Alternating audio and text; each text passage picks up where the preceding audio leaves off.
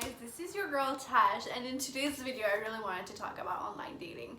Now, I'm not a dating coach, but I've come to realize that there are so many precautions that you have to take while online dating, because basically you're meeting a stranger, right? Right now, of course, you need to take precautions for the pandemic, but your safety is important too, right? Like, you need to take precautions for your safety, for your own safety. I've been active on online dating. This year I downloaded some dating apps, and I just wanted to see how it goes and how it is, right?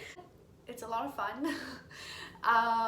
But there is a lot of precautions that needs to be taken, and I just wanted to share my views and my experiences with you guys. So hopefully you guys find it useful. Hopefully you were already taking these types of precaution, and obviously the precaution applies to both boys and girls. So I think I have a lot of trust issues given the fact that I'm from a cop family, and for me I feel safety and precaution is better than cure. I have that type of mentality. I think that my safety is my own responsibility. I hope you guys enjoyed, and if you did, please like, comment, share, and subscribe to my channel. I really appreciate it. The very first thing that I do is you start swiping. You start swiping. Joke. No, okay. So screen that person's online presence. Obviously, once you start talking to someone, you get to know where they work, or sometimes it is already on their little bio, right? So I always take the name and the place of work and go on Google.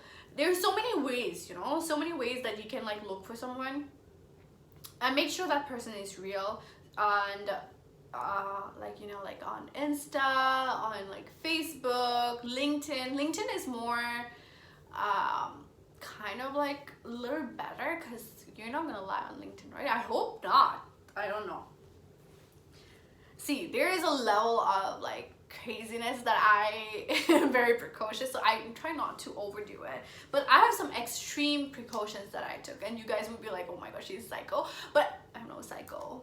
Number two, now you really like that person, you decide okay, he or she is someone that you can meet in public places, just in case he's crazy and you don't know what kind of person that person turns out.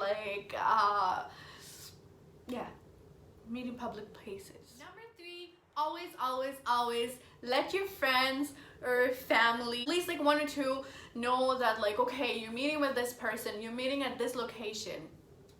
And I've gone to the extent where I've sent the phone number, the name, picture to my friends, and I'm like, hey, okay, I'm meeting this person and I'm gonna meet at this location, this place, and call 911 if something happens to me. I don't know, maybe this would seem extreme, but I've gone to the extent of sharing my live location with my friend. And you can do it on WhatsApp, or you can have if you don't have WhatsApp, you can always download some app and you share your location. Now you can time it an hour, 2 hours, or however long you guys are gonna be out for. And once you're back home, you can discontinue the live location sharing. Number five is super extreme, but like I said, safety is your number one. I've gone to the extent of asking the person their ID, because I want to make sure that is what he's telling me he is, I guess. I don't know why I did that. Peace of mind, for my own peace of mind. Peace of mind is really important. Damn, I have some trust issues. Because I love watching a lot of reality documentary, if you want to say. like based on like true story, true events, like, you know, like thrillers, and where there's like a lot of murder or like other stuff, you know. So for me, like my safety is number one. Like, so there are so many precautions. I know like some of you guys would think like she's crazy, like why is she doing so much, but I have heard so many stories here within Toronto area that like I was like, no, that can't be me, and I'm hoping that won't be me. So and I'm not hoping it on someone else, so I'm hoping this does not happen to anyone. So like that's why I'm like, okay, so many other precautions that you have to take. So now I will tell you guys like what are the steps that I like. This one was just like general, but I will tell you guys like mini stories, precautions that I've taken. I've gone to the fact like of asking the ID of that person, and it was so funny. We had a good laugh about it because he thought I was joking, but I was not. So we had like a really good laugh. We were laughing. It was like ha ha ha ha. But then at the end of it, I was like, I'm still waiting.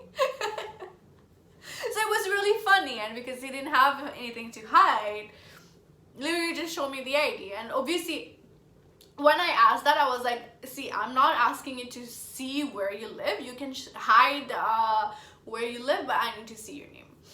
And obviously if that person wants to know mine, I will hide my address and show that person my ID. What else did I do? Oh, I've gone to the fact of sending license plate. Yeah, I've gone to the fact of sending license plate to my friend. And but I let the guy know. I was like, hey, I'm taking your license plate and I'm sending it to my friend. I don't do it like, oh, I'm hiding, I'm like taking pictures of like your license plate and like secretly sending it to my friends. I'm like, no. I tell them straight up that like, hey, I'm taking a picture to send to my friend because this is the first time I'm meeting you, and obviously if they're not comfortable, I won't do it. But nobody said anything. So, and what else did I do? Next thing that I do, I always try to make sure that I'm myself driving and nobody's picking me up, because I need to make sure that they don't have my address, because if they're picking me up, I would need to give my address, and I don't want to give my address on the very first time I'm meeting someone. And if you need an exit, your car is right there, you can like literally run to your car, lock the door, and run over that person. No, don't run over person. I don't want cops knocking on my door, but you know, self-defense. I'm joking, okay, about the running over. What I mean to say, if you need an escape, an exit strategy, you have it. You have your car right there. That would be your exit strategy. I really hope that you guys found the precautions that I've mentioned useful, and please let me know what kind of like precautions you guys take. As a guy, as a girl, I want to know. Comment below. And until then, please wait for my next video. If you want to see me do anything, let me know. I'll do it. Challenge me. Joke, don't challenge me.